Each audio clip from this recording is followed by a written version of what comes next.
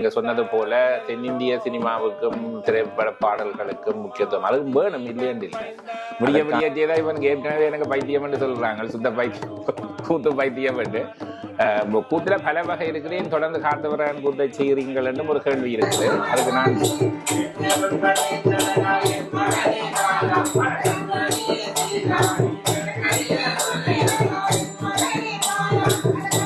வணக்கம் நண்பர்களே. பொழுதுபோக்குகள் நிறைந்த இவ்வுலகில் ஒரு இனம் அதனுடைய கலை இலக்கிய பண்பாடுகளை பாதுகாப்பதும் அதனை வளரலம் தலைமுறையினருக்கு கடத்துவதென்பதும் மிகவும் சவாலான காரியமாக இருக்கின்றது. அநேகர் இந்த காரியங்களை செய்யாமல் அதிலிருந்து இளைப்பாறிக் கொண்டாலும் வெகு சிலர் இன்னமும் அவற்றை இறுக பற்றி கொண்டு இளைய தலைமுறையினருக்கு கடத்த வேண்டும், அதை சரியான முறையில் கடத்த வேண்டும் என்ற நோக்குடன் முனைப்பாக செயற்பட்டு வருகின்றார்கள். அதிலும் புலம்பெயர் நாடுகள் என்று சொன்னால் சொல்லவா வேண்டும்? வேறு மொழி, வேறு கலாச்சாரம், இவற்றுக்கிடையில் தமிழர் தம் கலைகளையும் பண்பாடுகளையும் பாரம்பரியங்களையும் பாதுகாத்து அதை புதிய இங்கு வளர்கின்ற தலைமுறையினருக்கு கடத்துவதென்பது இலகுவான காரியம் என்று சொல்ல முடியாது. கனடாவில் ரமணிகரன் என்பவர் தொடர்ச்சியாக தமிழர்களின் கூத்துக்கலையை இளைய தலைமுறையினருக்கு போதிப்பதோடு நின்றுவிடாது அரங்கேற்றமும் செய்து வருகின்றார். இன்று அவருடைய கூத்துப்பட்டறைக்கு உங்களை அழைத்துச் செல்கின்றேன்.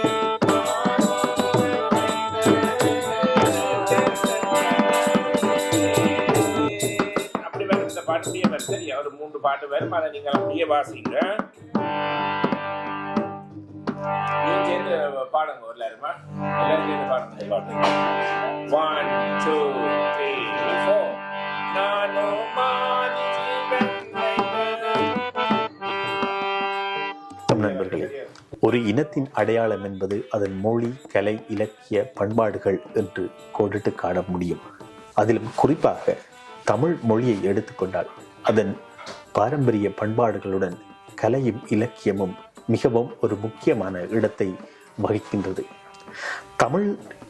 தமிழர்களின் கலைகள் என்று சொல்லப்படுகையில் அது 64 அடிப்படையான கலைகளை கொண்டிருந்தாலும் அதில் பல கலைகள் வளப்பொழிந்து போன நிலையில் ஒரு சில கலைகள் இன்னமும்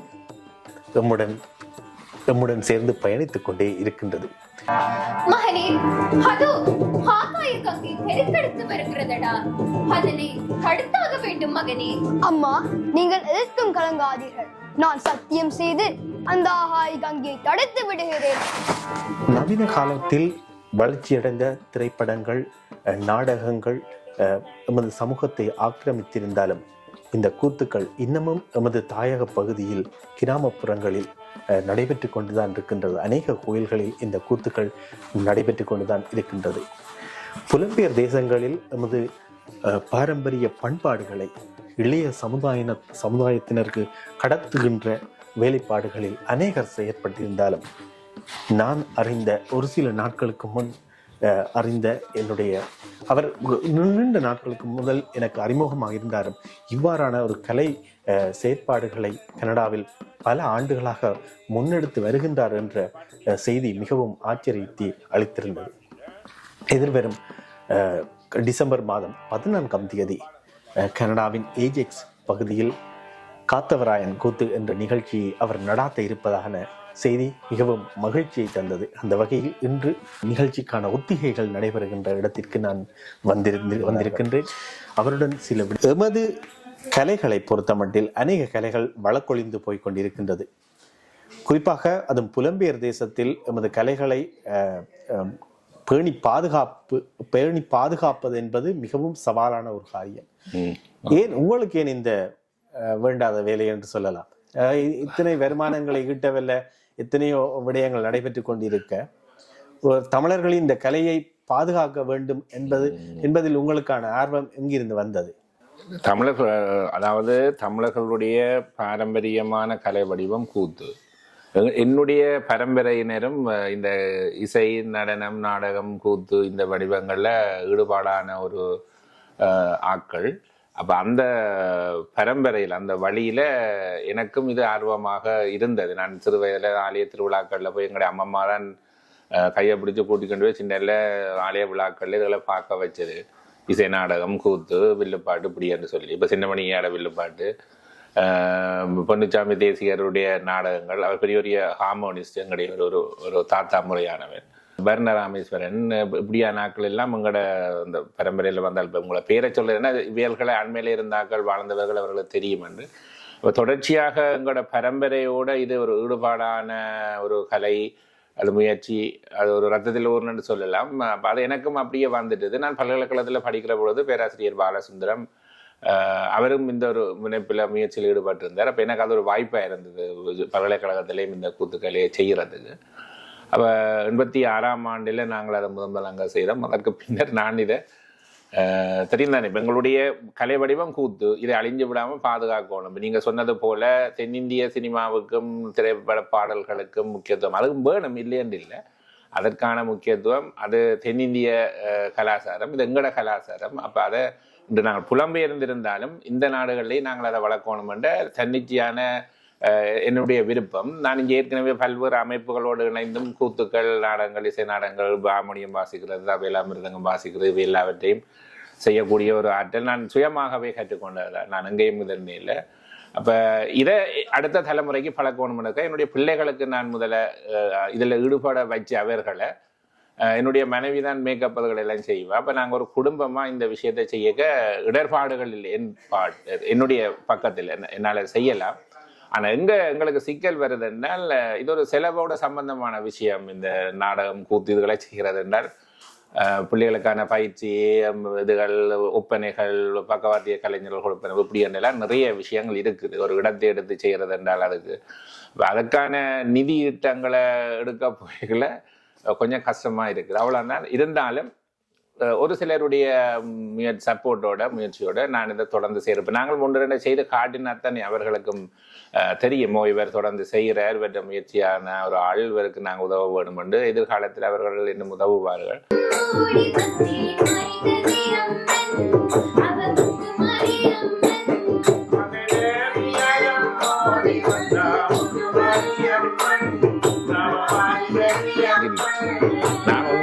சாதிக்கல. உண்மையில ஆர்வமான பெற்றோர்களும் பிள்ளைகளும் தான் என்னோட இணைந்திருக்கிறார்கள். இந்த பிள்ளைகள் எங்கேயோ தமிழை படித்துக் கொள்கிறார்கள். அந்த ஆசிரியர்கள் மூலம்தான் அந்த மொழியை அவர்கள் கற்றுக்கொள்கிறார்கள். ஆனால் நீங்கள் சொல்வது போல ஒரு கூத்துல ஒரு பாடலை அல்லது ஒரு வசனத்தை பேசுகிற பொழுது இடர்பாடு இருக்கிற உச்சரிப்புகள்ல அவற்றை நான் வழிப்படுத்தி நான் பாடி காட்டி இது எப்படி செய்ய வேணும், இதை இந்த இடத்துல நிறுத்த வேணும், எப்படி அழுத்தமாக பேசணும், எங்கே குறைச்சி பேசணும், எங்கே கூட்டி பேசணும் என்ற விஷயங்கள் அவைய பயிற்சியை கொடுத்த உடனே அவர்கள் உண்மையில மிக பற்றுதலோடு இருக்கிறார்கள். இது எங்களுடைய கலை, தாங்கள் வாழ வைக்கணும், எங்களது நல்ல விஷயம் சார், நீங்கள் செய்றீங்கள், உங்களுக்கு நாங்களும் சப்போர்ட்டாக பாருவோம் அவர்களா விரும்பி வருகிறார்கள். இந்த என்னென்னால் நடனத்தைக்கும் மியூசிக் படிக்கிறதுக்கு சங்கீதத்தையும் கற்றுக்கொள்வதற்கு நிறைய பேர் இருக்கணும். பெற்றோரும் அதற்கு கூடுதலான சப்போர்ட் செய்வார்கள். ஆனால் கூத்தண்ட உடனே அதுக்கு ஒரு இழிவாக பார்க்கப்படுது. ஏன்னா அது கடந்த காலங்களில் அந்த கூத்துக்கலையில் ஈடுபட்டவர்கள் மதிப்பு குறைவாக பார்க்கப்பட்டார்கள். இப்போ இங்கே அப்படி இல்லை. எல்லாம் கலைகள், அதுக்கும் எல்லா கலைக்கும் மூத்த கலை கூத்து. ஆனபடியே அதை நாங்கள் வளர்க்க வேணும்ன்றது இந்த இளைய தலைமுறை பிள்ளைகளுக்கு சொல்லி அவர்களும் மனம் விரும்பி வாரபடியே எனக்கு இது இலகுவாக இருக்குது.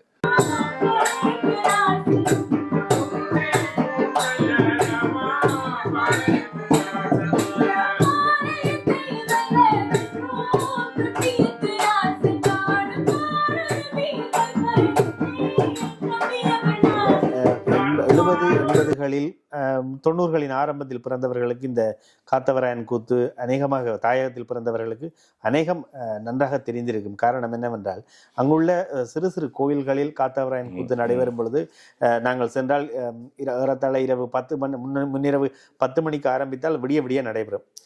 இங்கு எவ்வாறு நீங்கள் இந்த காத்தவராயன் கூத்தை அரங்கேற்ற இருக்கிறீர்கள்? இது என்ன விடிய விடிய நடக்குமா? என்ன மாதிரி விடிய விடிய செய்தா இவனுக்கு ஏற்கனவே எனக்கு பைத்தியம் என்று சொல்றாங்க. சுத்த பைத்தியம், கூத்து பைத்தியம் என்று. கூத்துல பல வகை இருக்குதேன் தொடர்ந்து காத்தவராயன் கூத்தை செய்கிறீங்கள் என்றும் ஒரு கேள்வி இருக்குது. அதுக்கு நான் இலகுவான ஒரு பதிலை சொல்ல விரும்புகிறேன். இருக்கும் என்னென்னால், முதல்ல கூத்தென்றால் என்னென்றே தெரியாத ஒரு பிள்ளைகள் அதை கற்றுக்கொள்ளணும் என்றால் இலகுவானதுல இருந்து தான் நாங்கள் தொடங்கி போகலாம். அப்ப காத்தவராயன் கூத்துன்றது வந்து அந்த சிந்து நடை இல்லை வார அந்த பாடல்களும் நடையும் அந்த நடிப்பு இதுகள் எல்லாமே எல்லாரையும் கவரும். சரிதானே, எல்லாரையும் கவரக்கூடிய நாங்க இந்த இளது பொப்பிசை பாடல்னு சொல்ற மாதிரி ஏன்னா எல்லாரும் ஆடுவினோம் அந்த பாடலுக்கு. அது மாதிரி இந்த கூத்து பாடல காத்தவராயன் கூத்து பாடல் எல்லோரையும் கவரக்கூடிய ஒன்றபடியாலும் இந்த பிள்ளைகள் இலகுமாக அவற்றுக்குள் உள்வாங்குவது எனக்கு சுலபமாக இருந்தபடினாலும் முதல் அதுல இறங்கி அதுல ஒரு 4-5 இடங்களில் பொய்துகளை செய்து மேடை ஏற்றினால்தான் பிள்ளைகளுக்கு அந்த மேடை பயம் அந்த இதுகள் எல்லாம் போய் அவர்கள் ஒரு ஆளுமுள்ளவராக வரைக்கும் நாங்கள் அடுத்த கட்டம் வடமோடி தென்மோடி கூத்துகளுக்கு நாங்கள் அவர்களை நகர்த்தலாம். அப்ப அடுத்த வருஷத்துல ஒரு தென்மோடி கூத்தொண்டை நடத்துறதுக்கு தான் நாங்கள் இப்ப எல்லாம் திட்டமிட்டு பிளான் பண்ணி சரஸ்வதி ஊசியோட இப்ப தொடங்கி இருக்கிறோம்.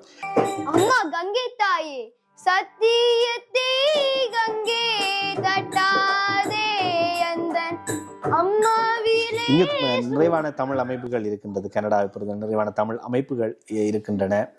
தமிழ் அரசியல்வாதிகள் இருக்கின்றார்கள். இவர்களின் ஒத்துழைப்பும் ஏன் இந்த கேள்வி என்று சொல்லிச்சால் இது மிகவும் முக்கியமான ஒரு கலை. எம்மிலிருந்து வழக்கொழிந்து போகாமல் இதை நம்ம கட்டி காக்க வேண்டிய ஒரு கடப்பாட்டுடன் தமிழ் மக்கள் இருக்கின்றார்கள். அந்த வகையில் இந்த தமிழ் அமைப்புகள் தமிழ் அரசியல்வாதிகள் எந்தளவு தூரம் உங்களுக்கு ஒத்துழைப்போ அல்லது பங்களிப்போ நல்குகின்றார்கள்? பங்களிப்பு இருக்கிறது இல்லைன்னு இல்லை. இப்ப நானும் பெரிதாக எனக்கு பயிற்சி கொடுக்கறதுலையும் இது பழக்கிறதுலையும் தான் நான் ஃபோக்கஸ் பண்ணி கொண்டிருக்கிறேன். ஆனா இவையில்கிட்ட போய் பப்ளிக் கொண்டு இப்படி செய்யணும்ன்ற அந்த முனைப்போட நான் உண்மையில ஈடுபடல. எனக்கு ஒருவரிட்ட பேர் உதவி என்று கேட்க போய்க்க ஒரு ஒரு ஒரு கூச்சம் மாதிரி இருக்குது. அதே நேரம் உதவியின் தேவைதான் இல்லையாண்டு இல்லை. அப்ப இவற்றை பார்த்து விரும்பி அவர்கள் வந்து செய்தால் எனக்கு அது சந்தோஷமா இருக்கு. இப்ப நான் சில வழியில போய் யார்கிட்டையும் உதவி கேட்க அவர் இல்லை என்று சொன்னால் அதுவும் கஷ்டமா இருக்கும். அப்ப அதை விட நாம ஒன்றை செய்து காட்டுவோம். அப்ப அதுக்கு பிறகு அவர்கள் பார்த்து இவர் ஏதோ செய்கிற நானும் தாரன். இப்ப உண்மையில ஒரு சில பேர் எனக்கு அப்படி இப்ப இந்த முறை செய்யறதுக்கு தாங்களா முன்வந்து ஓகே நாங்களும் சின்ன சலுகையை உங்களுக்கு செய்கிறோம் நீங்கள் இதை செய்யுங்கன்னு சொல்லி இருக்கிறார்கள், தந்தவும் இருக்கிறார்கள். எனவே அப்படி வச்சுக்கொண்டு செய்வோம்.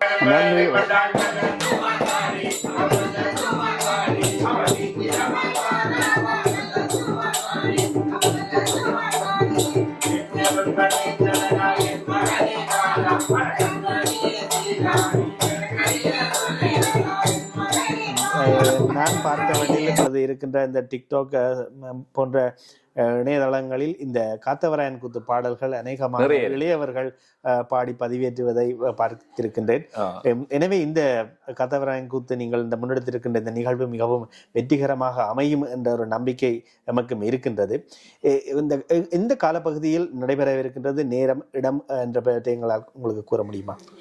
இது நாங்கள் டிசம்பர் மாதம் 14ஆம் தேதி மார்கழி மாதம் 14ஆம் தேதி சனிக்கிழமை எஜெக்ஸில் இருக்கிற J Clark Richardson college institute ஒரு ஹை ஸ்கூலில் தான் இது நடக்குது.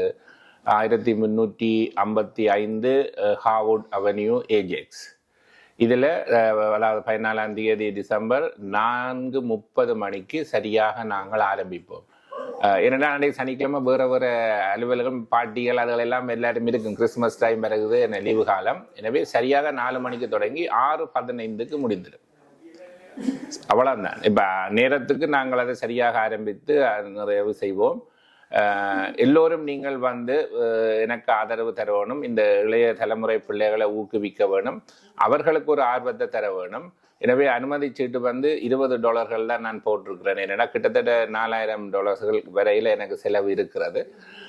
அதை விட 12 வயசுக்குட்பட்ட பிள்ளைகளுக்கு இலவசமாகத்தான் பார்க்கறதுக்கு நான் அனுமதி கொடுத்திருக்கிறேன். இந்த டிக்கெட்ல அப்படித்தான் போட்டிருக்கு. 12 வயதுக்கு உட்பட்டவர்களுக்கு அனுமதி இலவசம். ஏனென்றால் நாங்கள் எவ்வாறு நான் சின்ன வயசுல ஆலயங்கள்ல போய் எங்களுடைய அம்மம்மா என்ன கையை பிடிச்சு கூட்டிக்கொண்டே காட்டி எப்படி எனக்கு ஒரு ஆர்வம் வந்ததோ 10ஓடு 11ஆக நானும் போய் அதுல கற்றுக்கொண்டது போல இந்த சிறுவர்களும் இளைய பிள்ளைகளும் இவற்றை பார்க்கிற பொழுதுதான் அவர்களுக்குள்ள இருந்தும் ஆர்வம் உள்ளவர்கள் கொஞ்சம் பேர் வருவார்கள். இப்ப என்னுடைய எப்படி சின்ன வயசுல இருக்கிற 3.5 வயசு குழந்தையில இருந்து 30 வயசு வரையும் என்னட்ட இருக்கணும். அப்ப இது போல இன்னும் ஆட்கள் வர வேணும், சேர வேணும் என்றதுக்காகத்தான் நான் அதை அனுமதி அவர்களுக்கு இலவசமாக கொடுத்துக்கிறேன். எனவே பெற்றோர் நீங்கள் நுழைவுச்சீட்டை வாங்கி கொண்டு உங்களுடைய குழந்தைகளை அழைத்து கொண்டு பார்த்து இந்த கலைக்கு ஒரு உற்சாகம் தர வேணும் என்று கேட்டுக்கொள்கிறேன்.